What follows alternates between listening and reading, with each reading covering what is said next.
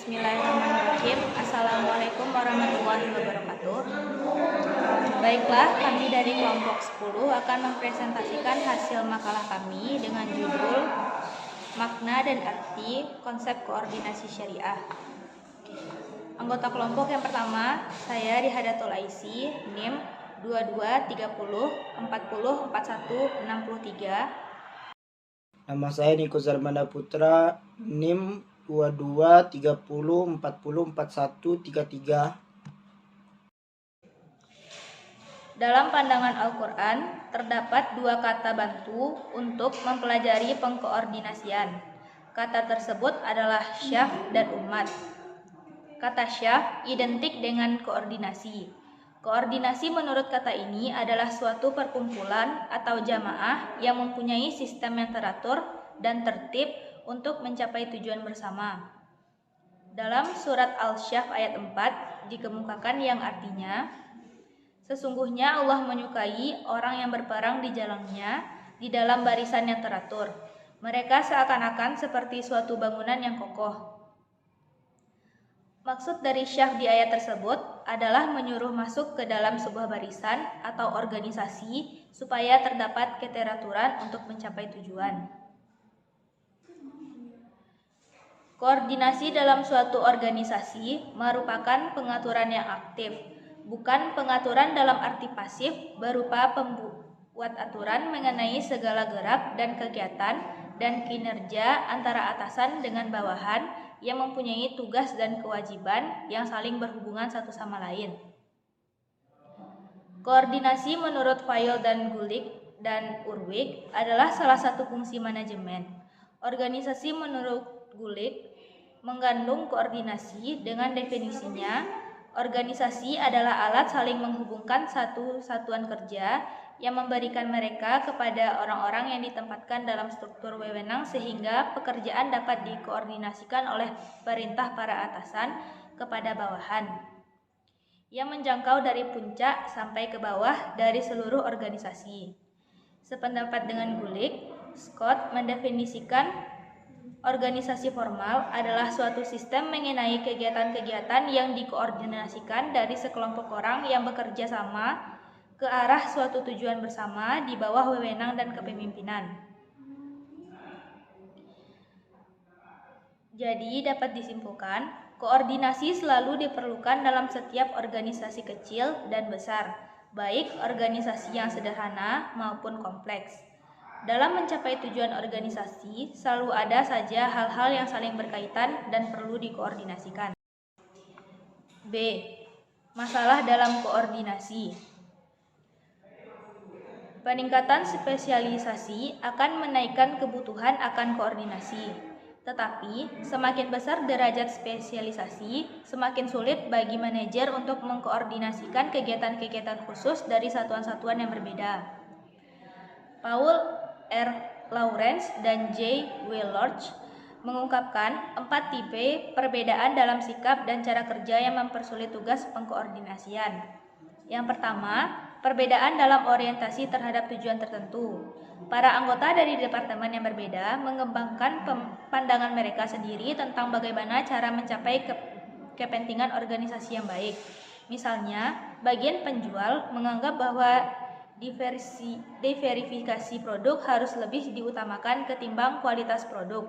Bagian akuntansi melihat pengendalian biaya sebagai faktor penting suksesnya suatu organisasi. Yang kedua, perbedaan dalam orientasi waktu. Manajer perlu akan memperhatikan masalah-masalah yang harus dipecahkan segera atau dalam waktu periode yang pendek. Biasanya, bagian penelitian dan pengembangan lebih terlibat dengan masalah-masalah jangka panjang. Yang ketiga, perbedaan dalam orientasi antar pribadi. Kegiatan produksi memerlukan komunikasi dan pembuatan keputusan yang cepat agar prosesnya lancar. Sedangkan bagian penelitian dan pengembangan mungkin dapat lebih santai dan setiap orang dapat mengemukakan pendapat serta berdiskusi satu sama lain. Yang keempat, perbedaan dalam formalitas struktur.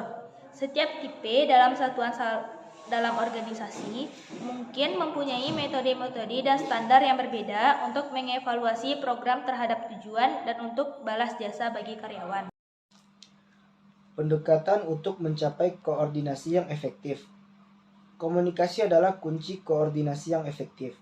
Komunikasi secara langsung tergantung pada perolehan, penyebaran, dan pemrosesan organisasi. Semakin besar ketidakpastian tugas yang dikoordinasi, semakin membutuhkan informasi. 3 pendekatan untuk mencapai koordinasi yang efektif. 1. Pendekatan teknik manajemen dasar. Dengan menggunakan teknik-teknik manajemen dasar seperti hierarki manajerial, rencana dan tujuan sebagai pengaruh umum kegiatan-kegiatan, serta aturan dan prosedur. Yang kedua, pendekatan meningkatkan koordinasi potensial. Karena pendekatan ini akan diperlukan bila bermacam suatu organisasi menjadi saling tergantung dan lebih luas dalam ukuran fungsi. Yang ketiga, pendekatan mengurangi kebutuhan akan koordinasi. Dalam beberapa situasi tidak akan efisien untuk mengembangkan cara pengkoordinasian tambahan. Ini dapat dilakukan dengan penyediaan tambahan sumber daya untuk satuan organisasi. Mengaplikasikan pengurangan kebutuhan koordinasi. Mengurangi kebutuhan akan koordinasi ada 2 metode pengurangan kebutuhan koordinasi, yaitu 1. Penciptaan sumber daya tambahan yang memberikan kelonggaran bagi satuan kerja, misalnya penambahan tenaga kerja, bahan dasar, dan pembantu, modal, pengurangan tugas, dan masalah-masalah yang timbul sekarang. Yang kedua, pencipta tugas-tugas yang dapat berdiri sendiri dengan cara mengubah karakter satuan organisasi. Menerapkan mekanisme koordinasi yang tepat. Hampir semua orang pasti tidak asing dengan yang namanya koordinasi. Koordinasi sebenarnya tidak selalu ditemukan dalam organisasi. Menurut Kamus Besar Bahasa Indonesia, koordinasi adalah perihal mengatur suatu organisasi atau kegiatan sehingga peraturan dan tindakan yang akan dilaksanakan tidak saling bertentangan atau simpang siur. Bagi kamu atau bagi kalian yang lagi memimpin suatu tim ataupun organisasi ataupun yang akan menjadi pemimpin, berikut 7 hal yang perlu ada dan harus diperhatikan dalam membangun koordinasi yang baik. 1. Perencanaan yang matang. Sebelum melakukan koordinasi, perlu untuk membuat sebuah perencanaan atas pelaksanaan koordinasi yang akan dilakukan. Perencanaan ini dapat meliputi waktu, agenda, dan siapa saja yang akan terlibat. Yang kedua, pentingnya menyamakan persepsi. Setiap pihak yang terlibat dalam koordinasi haruslah memiliki kesamaan persepsi mengenai tujuan yang akan dicapai. Dengan demikian, walaupun memiliki tugas dan tanggung jawab yang berbeda, setiap pihak menyadari bahwa semua itu adalah dalam rangka saling melengkapi dan mendukung untuk mencapai tujuan yang sama.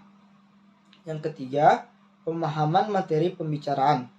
Koordinasi akan berjalan lebih efektif apabila masing-masing anggota tim memahami posisi dan tanggung jawabnya, serta dalam kaitannya dengan pihak lain. Yang keempat, sikap terbuka dan saling menghargai. Jangan pernah berpikir karena kamu itu pemimpin, maka kamu bisa memperlakukan semua anggota tim seenaknya. Dalam suatu koordinasi, ada saatnya satu pihak harus menerima pengaturan dari pihak lain, namun tetap harus dengan sikap menghargai. Yang kelima, minta feedback. Feedback diperlukan untuk melihat respon dari semua pihak yang terlibat. Umpan balik juga untuk memastikan bahwa koordinasi yang harus kamu lakukan dapat dipahami dengan benar dan diterima. Yang keenam, penegasan dan motivasi. Sangat penting sekali bagi kamu untuk mempertegas kembali segala yang telah disepakati ketika dilakukannya koordinasi, sehingga semua yang menjadi kesepakatan harus dapat diterima dan selanjutnya dilaksanakan dengan baik. Yang terakhir, komunikasi informal juga perlu dibangun. Untuk meningkatkan efektivitas hasil koordinasi yang dilakukan, selain dilakukannya monitoring, kamu sebagai pemimpin juga perlu melakukan komunikasi atau pendekatan yang bersifat informal.